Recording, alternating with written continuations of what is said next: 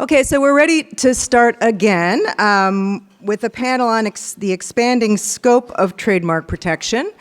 And we're going to start with Susan Haslip, who's going to be at the end there, who is a PhD candidate here at University of Ottawa and a professor in the law clerk program at Algonquin College, and has quite an interesting career trajectory if you read her bio in the pamphlet. And she's going to be talking to us about reliance of Canada's Trademarks Act to protect identifiers of relevance to Aboriginal people in Canada.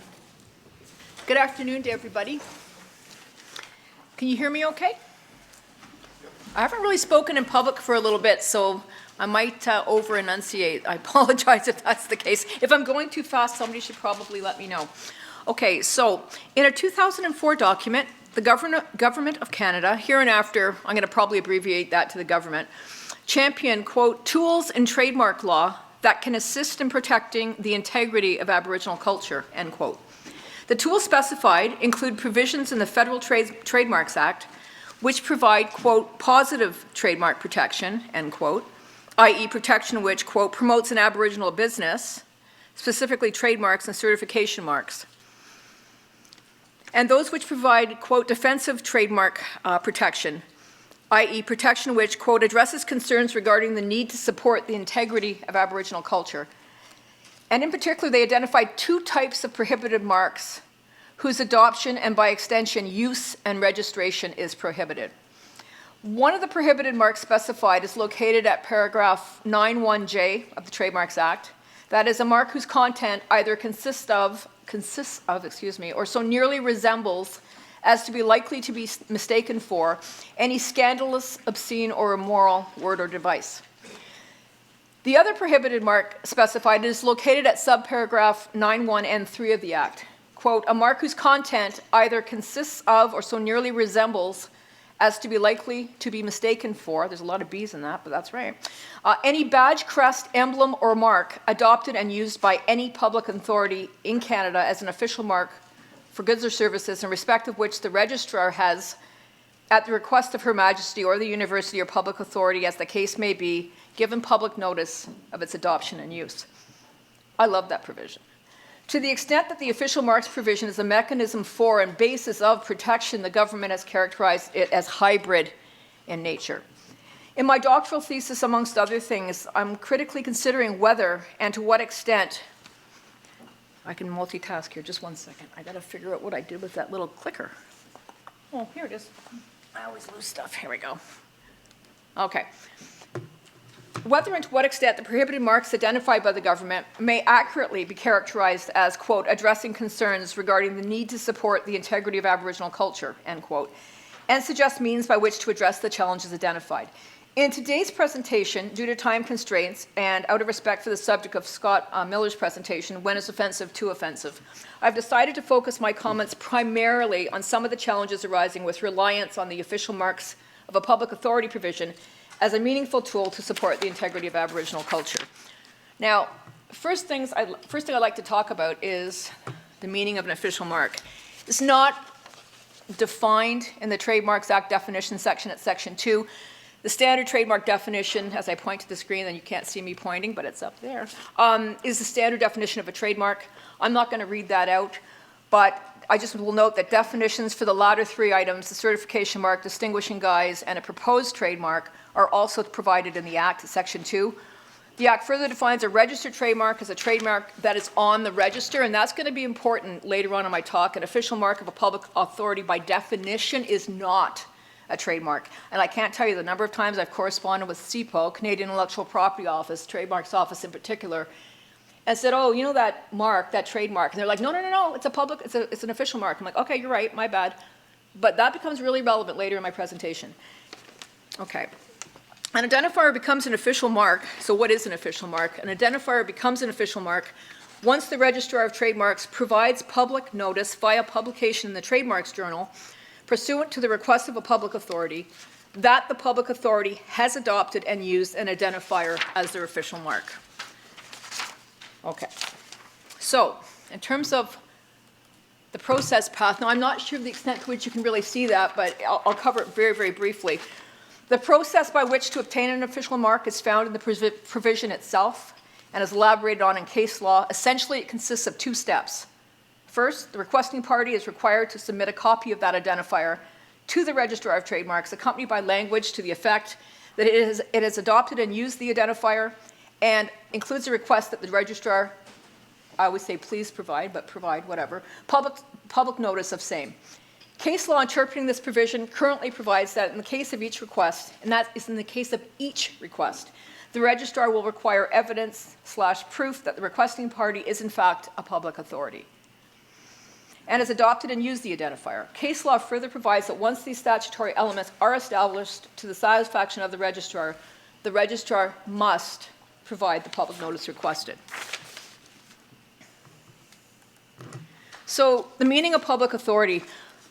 I've been working on my thesis for a while, and the definition of public authority has changed during the course of time I've been working on it. But as of right now, the Trademarks Act is silent concerning what is meant by a public authority.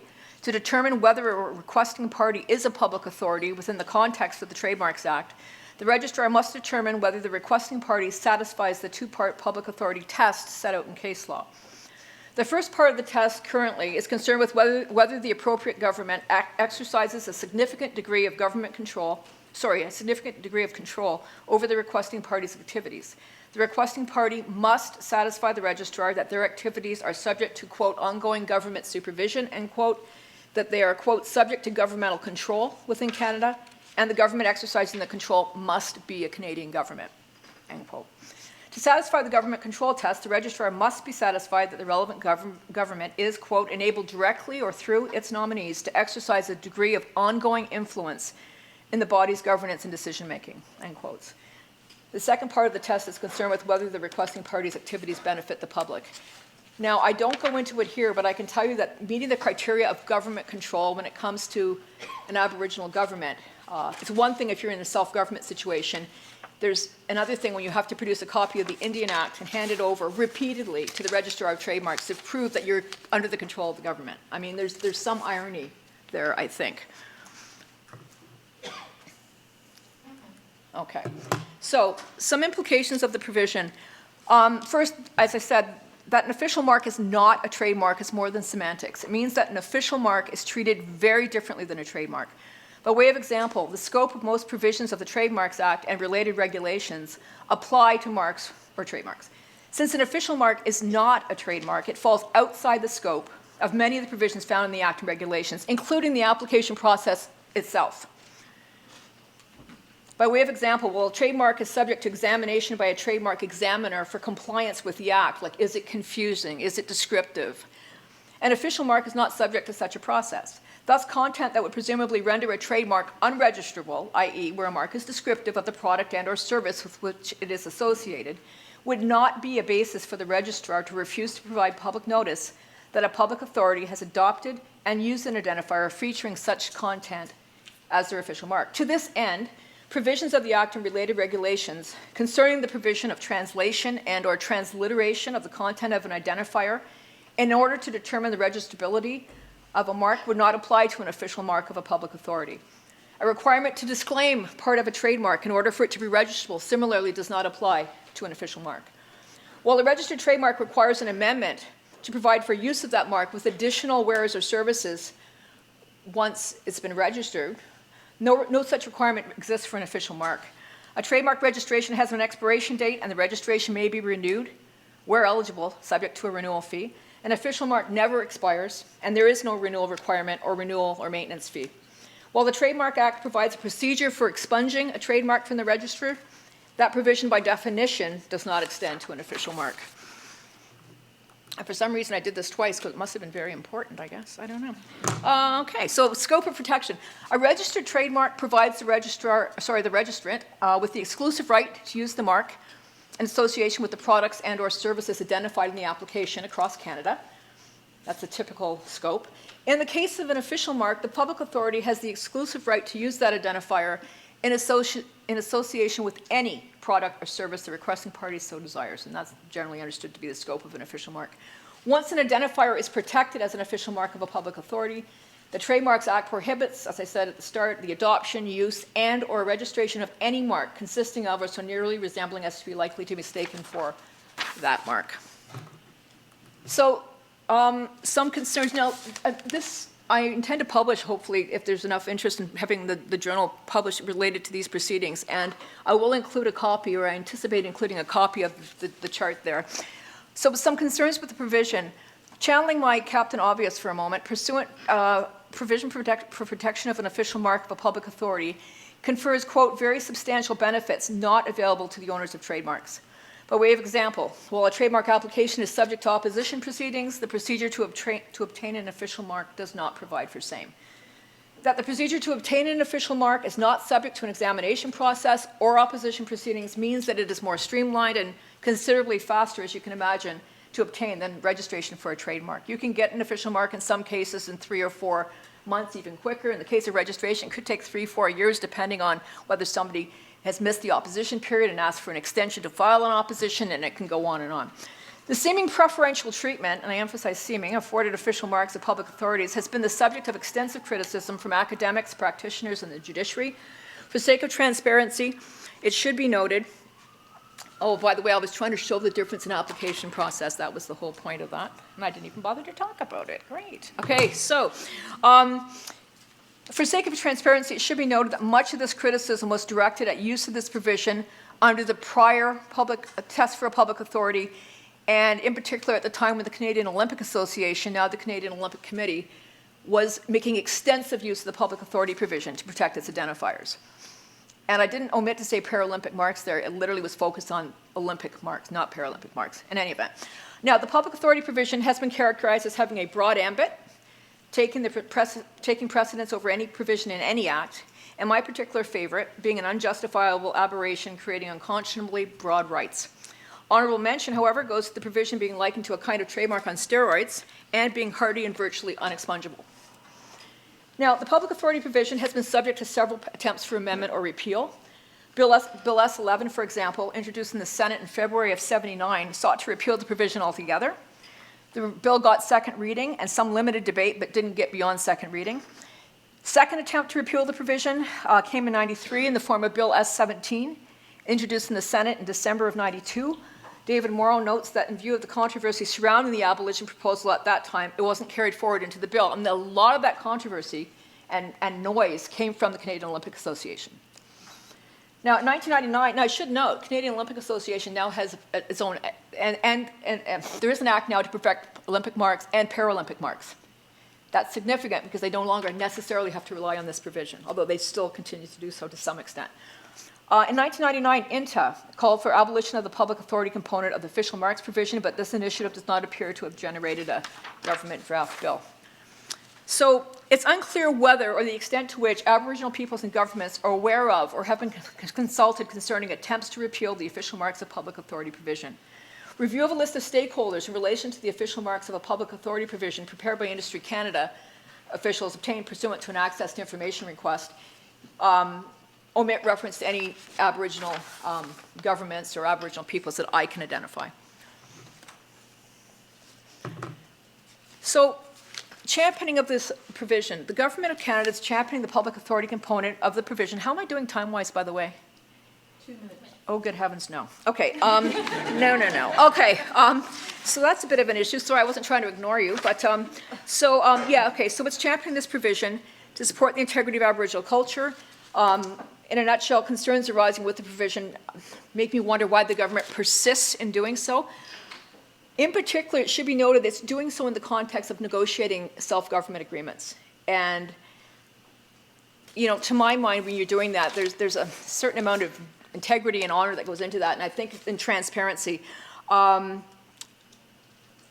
Government of Canada is concerned that exercise by Aboriginal peoples over their language and culture and making laws related thereto is going to have a double aspect or incidental impact on the government's what it believes to be and perceives to be pursuant to the Constitution Act 1982 is exclusive jurisdiction over the area of intellectual property.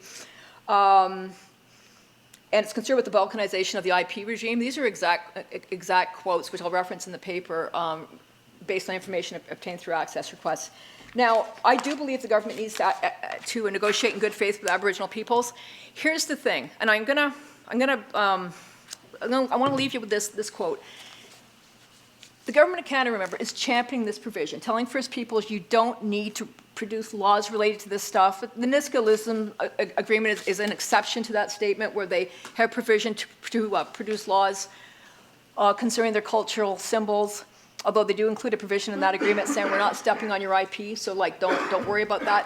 But the government is so focused on that, so seemingly proud of it, that, look at this, in response to a question from the World Intellectual Property Organization, as it was then known, they had a question in a questionnaire seeking practical experience of states concerning other options available for the protection afforded to expressions of folklore in your country.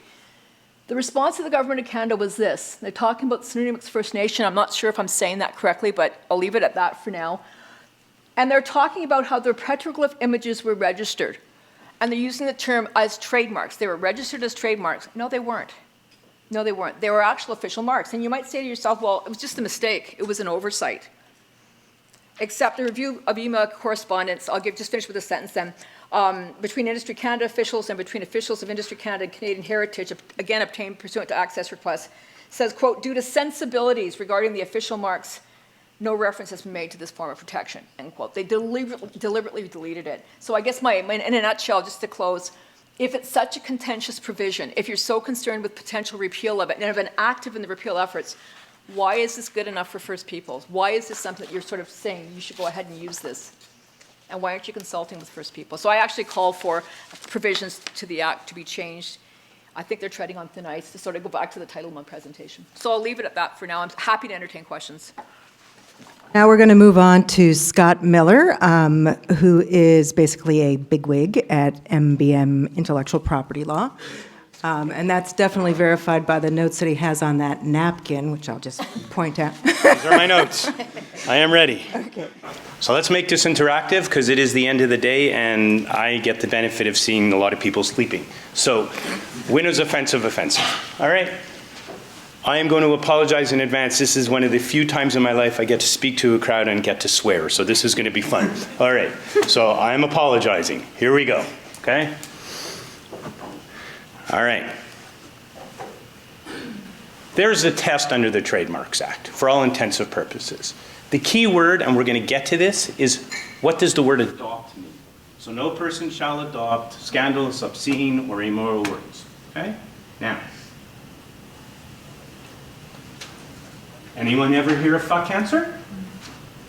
Come on. Yeah. It's pretty cool, no? See? Pick the girl with the red hair. She knows fuck I'm answer. super excited because when I was you said it was interactive. Yeah, bring it on. When I was at the opposition board as a member, that was one of my cases, and I prefaced my hearing with the same thing. None of this FCK business, let's just say a word. Yeah, there you go. Okay? Awesome. All right, so does this offend anyone? You deny it. All right. Now, here's the next one. Were you all not astounded by Ottawa's win yesterday? Right? Come on, right? Actually, was it 2 days ago? Whatever. All right. Ottawa Senators, right? Yeah. Awesome, right? Yeah. You're Ottawa Senators. What happens if it wasn't your Ottawa Senators, but it was your Ottawa Jews? How the hell, excuse me, is it okay then to have the Edmonton Eskimos? How's it any different? Anybody? Wow, you guys are really tired. What about the Cleveland Indians? Shoot. I find it offensive. It's a caricature. It's extremely racialized. Right on. As the only Jew in the room, I'm offended at the Ottawa Jews. You didn't comment on that? Okay, we'll get back to that.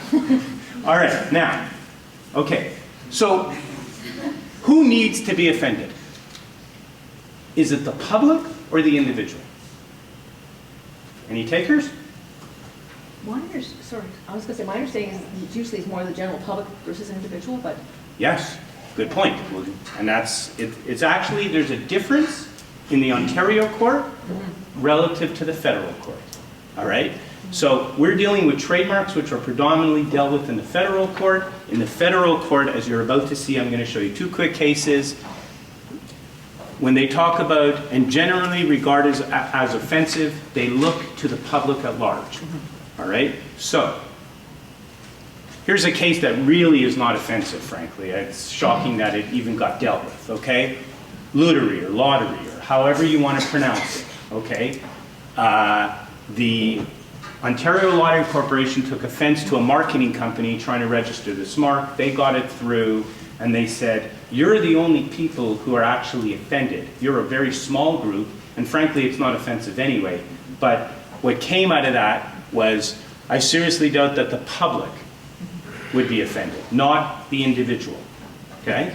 And then there's another case, and these are my notes. I made notes on this case. All right, that symbol is a symbol of an organization called the Grail Message. I don't know if anyone has ever heard of it. I never heard of it until I started prepping for this speech, okay? So what effectively it is, there's a bunch of people that think that it's called the Grail Message, is more important than the Old Testament, the New Testament, whatever religion you cover, and they said no publishing company in the world should be allowed that trademark.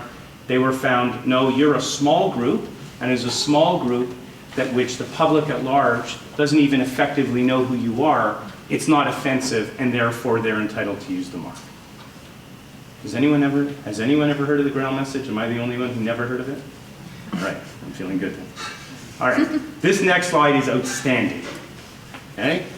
Now, the way Section 9 is applied is actually ridiculous, okay? Because you can get fat bastard for stuffed animals, by the way. No problem, we'll allow that. But do not try to get lucky bastard vodka.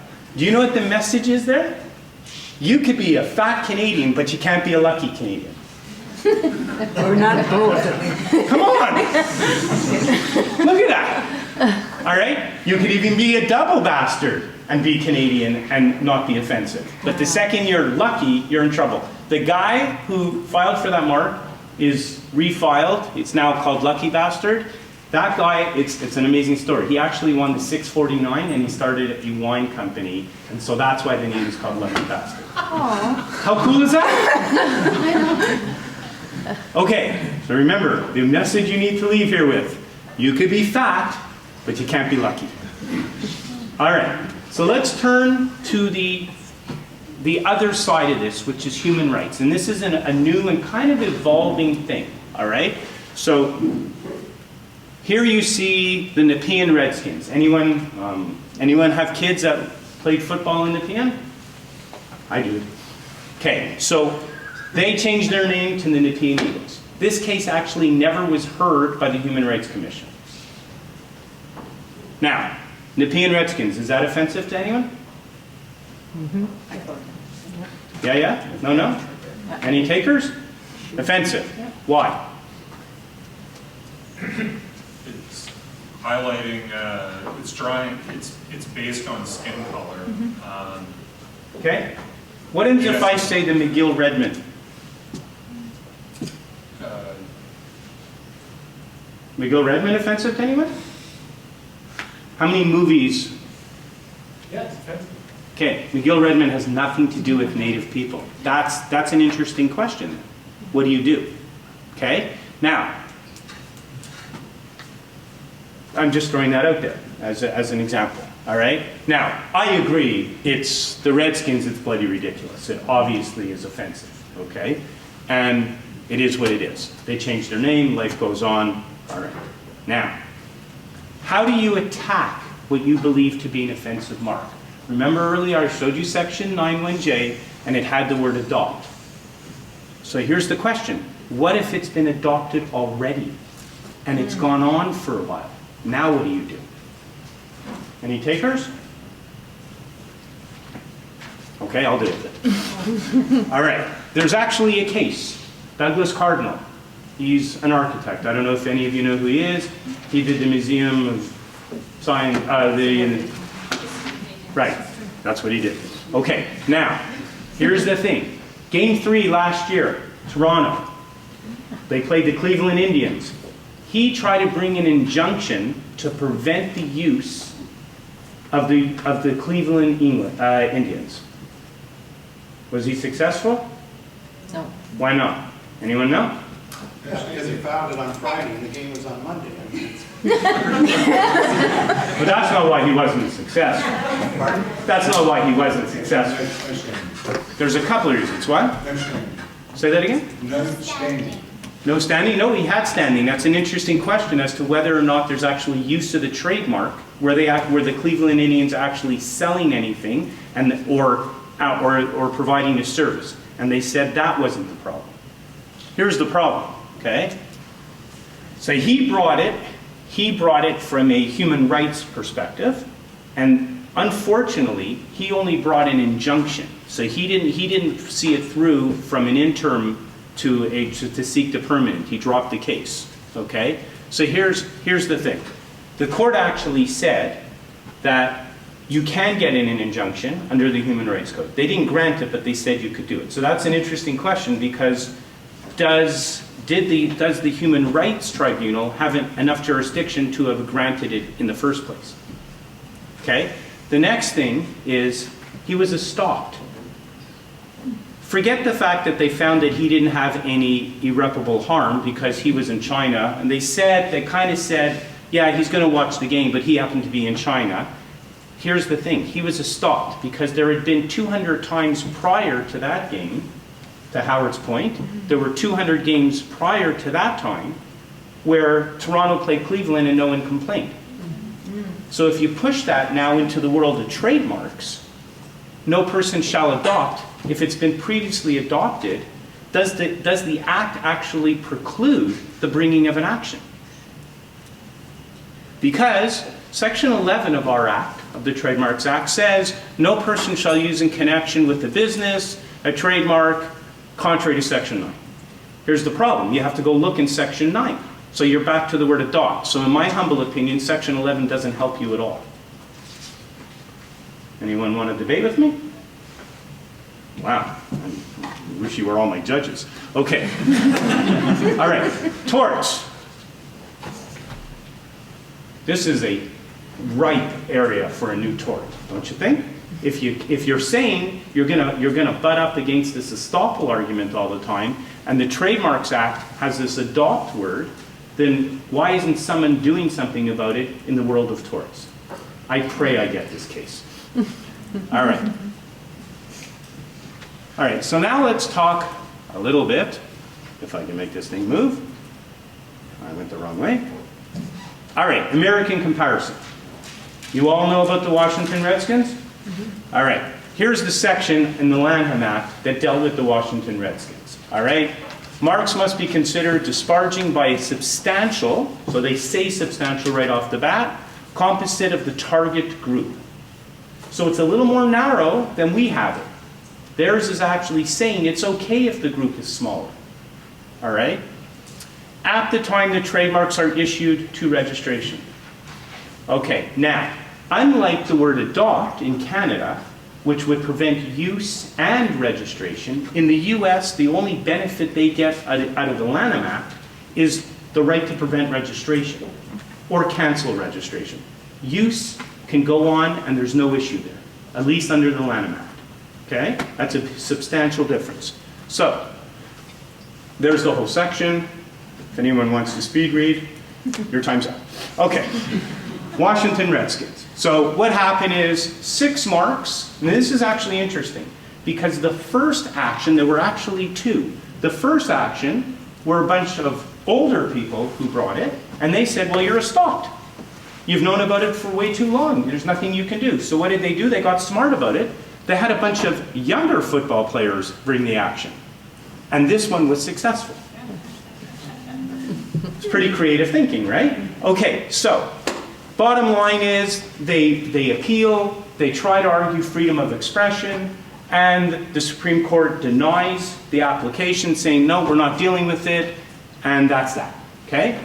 Remarkably, look at the timeline. This is July of 2015. The US District Court is saying, no, no, no, no, we're okay, it doesn't violate freedom of expression. October 2016, the Supreme Court in the US is confirming. But like I showed you the fat bastard thing, they have their own problems in the US. They also don't know what they're doing as far as being consistent in applying the law. And then there's this case called the slants. I don't know, has anyone heard of this? Really? You guys rock. Okay, this is a rock band. That's why I said you rock. Okay, so this is a rock band that basically wants to make fun of their own Asian culture to try to bring awareness to the ridiculousness of prejudice. Okay, so they named their band the Slants. They did. It's not like the Edmonton Eskimos where you're offending people. They're trying to bring awareness to themselves. Okay, so they're denied on the basis of obscenity or whatever you want to call it, discrimination, blah blah blah blah, and then the Court of Appeal affirms and upholds the USPTO's decision, and then they go to the US Court of Appeal and say, oh, well, hold on a second. We have a Section 2A of the Lanham Act should be thrown out because it violates freedom of expression. And they win. Okay? They win. That's pretty awesome. Then in January of 2017, the Supreme Court heard it. We're still waiting for a decision. Any takers on what's going to happen? Nobody? So do you think Section 2A of the Lanham Act is a violation of freedom of expression? If you're trying to obstruct, we have Section 1, we have the Oakes test, we have a reasonable limitation test. I frankly am not a US Constitution person, so I don't know how it will be applied in the US. But does anyone think that a law that tries to prevent obscenity is a violation of freedom of expression? And if so, why and why not? Well, obscenity's not, it's disparaging, it's different. Yeah, fair enough. The problem they're going to have is that, you mentioned it earlier, that even if they lose in the Supreme Court, they can still call themselves the Slants. Correct. And stop other people from doing that. Oh, but they don't get the benefits of the registration. They have to sue in No passing. no other band's going to perform calling themselves the Slants. Or you don't know. By the way, you're not the only Jew in the room, and some of us will remember going way back into time. There was a mildly successful rock band out of Texas called Kinky Friedman and the Texas Jew Boys. I don't think that went to litigation, but that's what he called himself. And his name was Friedman, and he was Jewish. Litigation of bad music. Okay, so here's our. So what do you think that our Section 91J should be struck as a result of our Section 2 of our charter? Does it violate your expression? If it's not a hate crime, if it's not a hate speech, where's the limits? Someone's going to take a run at this, by the way. Go ahead. I mean, like, I have no idea, but for like the slants, that type of situation, do they say it's parody? Yeah, that might be. All right. So, Sorry to interrupt, but we just saw the slants at the Race 19 conference in Boston a couple of weeks ago. did they talk about trademark law? Oh, for an hour, Simon talked, and he gave a very eloquent speaker, and then they performed, so it was really quite fun. I'm sure you go to the Race 19 conference, it's a total good. But I don't think he would ever characterize this as parody. This is a highly principled fight about reappropriation of a disparaging mark in a way that he truly believes would champion or re-empower an Asian American band in a way that would be exemplary to others in the service of mentoring and role modeling capacity. So I don't think that argument would ever be made. Even though, you may get counsel to that effect by your lawyers or whatever else, but I think when you hear him speak, it is quite a passionate and principled discussion about reappropriating what is a disparaging Yeah, reference. I agree. All right, but here you have your Section 2. What about Section 15 of our charter? Do you think this could have an impact? Are you equal under the law if someone is saying Edmonton Eskimos? I don't know. Cleveland Indians? I have 0 time. I got it before I leave. This is actually pretty funny. Okay, no, this is good. Okay, hold on. All right, so I have a thing about what's offensive. We would have had time. Okay. Have any of you heard about this guy named Grab Her? Yeah. Do you know what I'm talking about? Is that not unbelievable? I would change my name first of all, but, okay. So, but who wouldn't? Would you not change your name? Okay. So in Nova Scotia, the trademark, this is a person's last name. He was not entitled to a license plate with his own last name. Is that going too far? And is assimilate, like I don't have a problem with that one, and that was denied. Anyway, thanks for your time.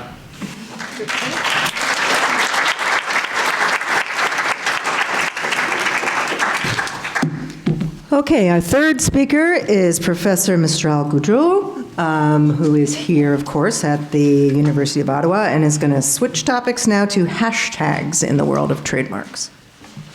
So I'd like first to thank Teresa and Floria for inviting me. When Teresa told me about this topic, I thought it was a very interesting topic, and I started reading about it, and now I realize I have a lot of questions, not much answers, and I would appreciate if you would give me insight and suggestion on the topic. So, word of hashtag, why is it getting into the trademarks? Because consumers are more and more relying on websites to get information about services and products. And as a result, the companies are using hashtag to market their products and services. And it brings the question, can an hashtag be a trademark? Can you register it as a trademark? Can you say that the use of hashtag constitute a trademark infringement? So I went to the administrative bodies and checked what they were saying about that. Then I went to look for some court decision. And at the end, I will tell you that I got interested also in social science view of the problem. So what are the administrative bodies are saying? Well, the US PTO is actually talking about hashtag. They have a definition here. It says that it's a word or phrase preceded by a hash mark used within a message to identify a keyword or the topic. And you have also that in the Canadian manual examination by SIPO, they say a hashtag is a form of metadata comprising of a word, phrase, prefaced by the hash symbol, often used in social networking sites to identify or facilitate a search. So they know about that, and the question then becomes, do they accept it as a trademark? Well, USPTO will tell you that you can trademark hashtag. And they will say that you can do that only if it functions as an identifier of the source of the applicant goods or services. And they go on to say that normally, generally, a hashtag does not provide a source indicating function. So it's not saying to you, those are the origin of the good or services. It's really just a keyword to make a search. In Canada, they also talk about hashtag, but they seem more interested to know if your hashtag is descriptive or not, and they will say that it can be faced with an objection under Section 12. I'll come back to it. Second, is there a registered hashtag presently? I'm looking at my colleague Florian. I picked some pieces of his PhD thesis that he was very nice providing to me. And yes, we have hashtag as trademark. In Canada, we have something like 19 in 2016. In Europe, you have something like 51 in 2016. And in US, you had already in 2015, 200 marks and 1,000 applications. So clearly, it is growing as a practice. Example that I found in Canada, you have one about gift missed. So you miss an anniversary, you want to have a gift soon, fast, so you buy those prepaid gift card services, and they have registered the hashtag gift miss. What is funny is that the services is those prepaid gift card services and also creating an online community Now, normally, if I start a community, I start a conversation. I'm not providing a commercial service. So here, this is one of my questions. How come it was registered like that? You have also the hashtag clicked as a hashtag registered in Canada. So when can it be used as a trademark and would constitute a trademark infringement? Again, from my colleague Florian, I have this example where he says if you put on Twitter those sentences, this sentence, discover your next sport shoe, hyperlink, and then hashtag Adidas, and the hyperlink brings you to a site that sells competing goods, not Adidas shoes, then that would be an infringement of the trademark. So you would have some cases where by the way you are using the hashtag, you are infringing trademark rights. And you have famous cases where entities have really claimed their rights about hashtag. And of course, you have the famous one, the Rio 2016, when the the United States Olympic Committee started sending letters to those who would sponsor athletes, telling them that they should not use the hashtag and they should not put that in any of their corporate social media accounts. So, of course, it was Olympic marks. It's given normally a greater protection, but you can see that people are really starting to use their right. So that's for what the practice has done, what the administrative bodies have done, the courts now. Well, the blogs that I consulted made those comments, that the courts had reached decision inconsistently, that they are somewhat inconsistent, that this issue has yet to be resolved, that there's some uncertainty in this area of developing law. Courts are not uniformly convinced of this issue. Well, they are telling us that it is not clear. Why is it not clear? I'm going to pick 3 cases that shows the problem. First cases is the fraternity collection, where it was successful. So you had a competitor who used the hashtag frat collection and fraternity collection to promote designs of a competitor to fraternity collection. So the court said, no, we are not going to decline the infringement claim. It was like a procedure to have the action rejected. And they declined to accept this motion. They say, no, it's a trial issue important. The other one was Public Impact, an education policy and management consulting firm, owner of a federally registered trademark, Public Impact. And it took action against another company who had created a center.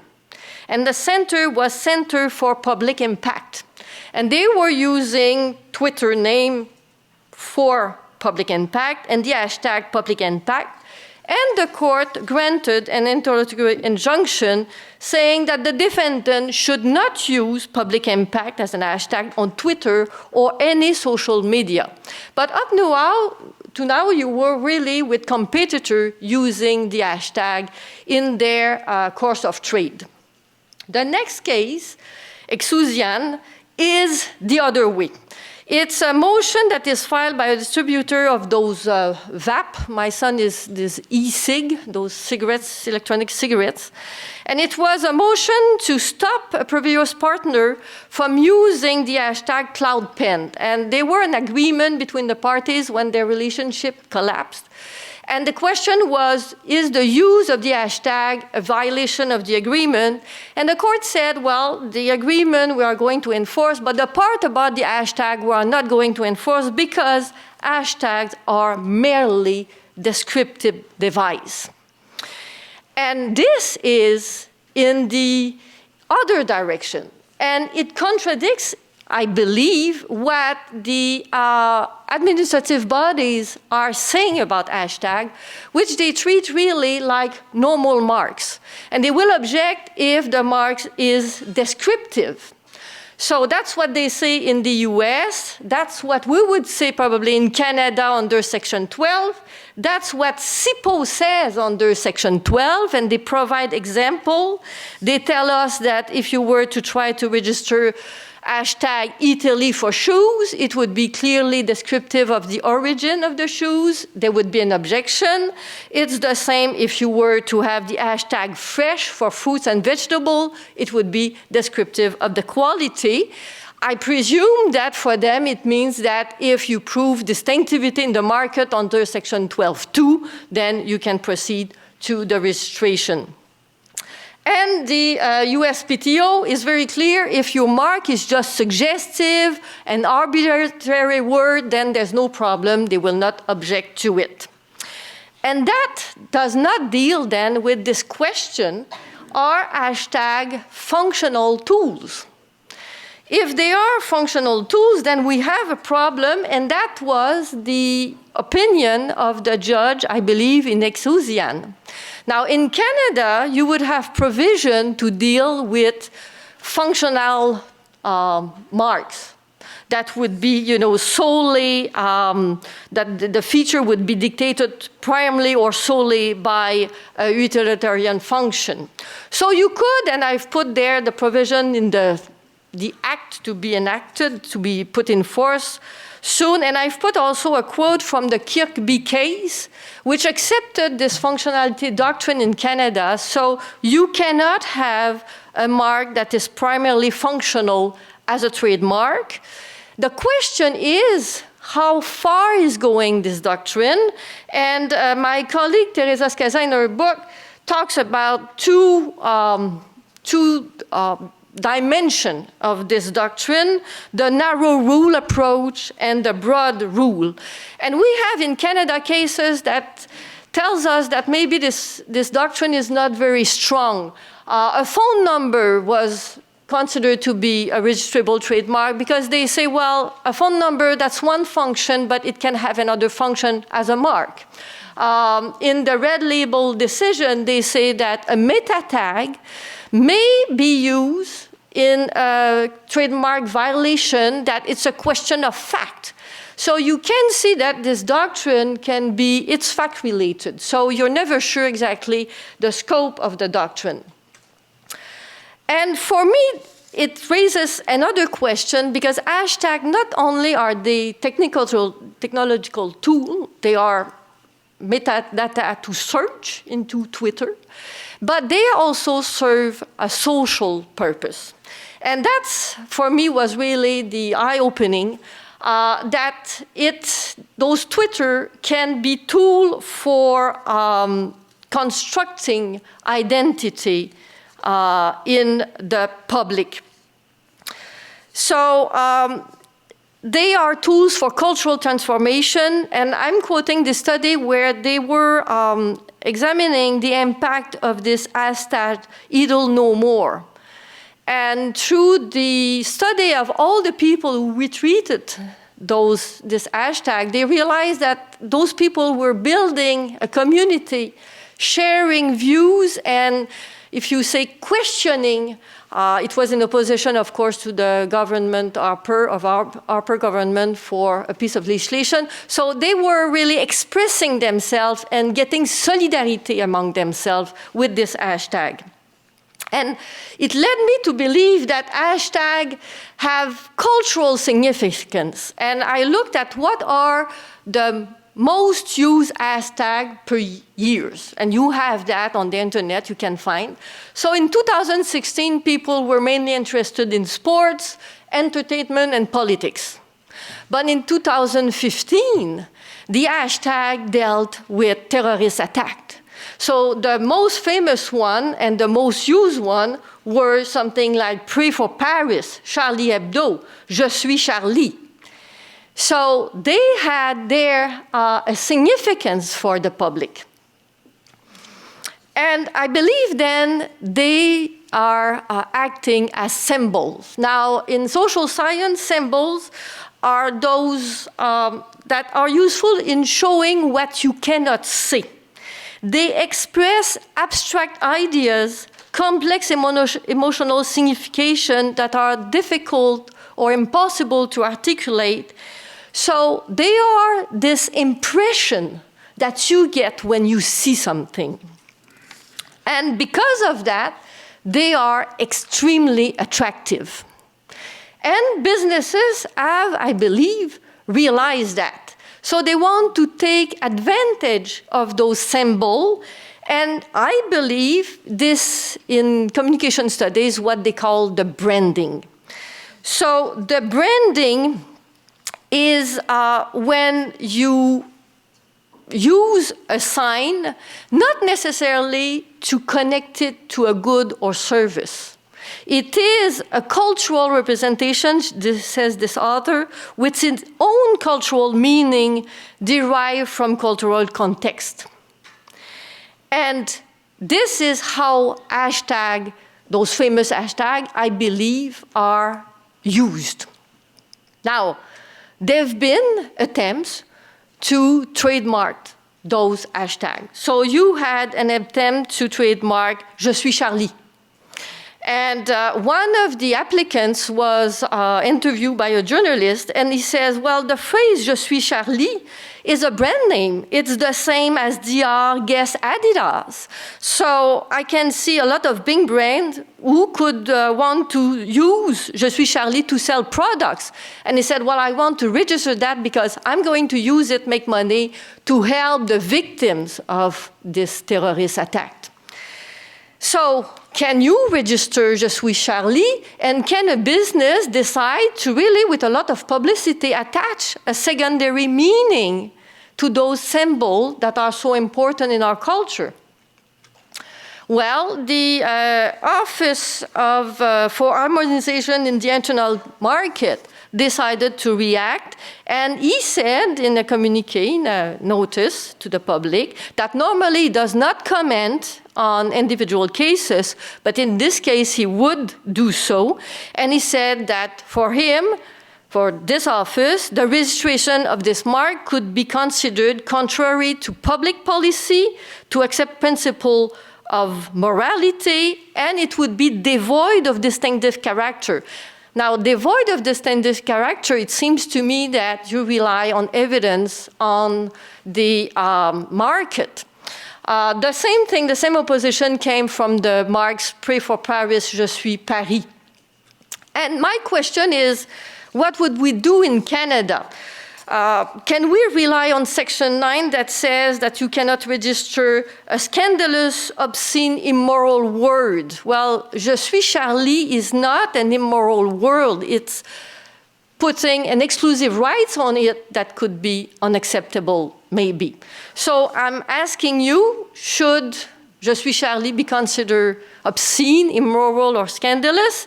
And if not, then what kind should it be a trademark object? So it seems to me that the Trademark Act is ill-equipped to deal really with hashtag, and I hope that you can provide me with suggestions to have a nice argument about that in the paper I would like to publish. Thank you very much.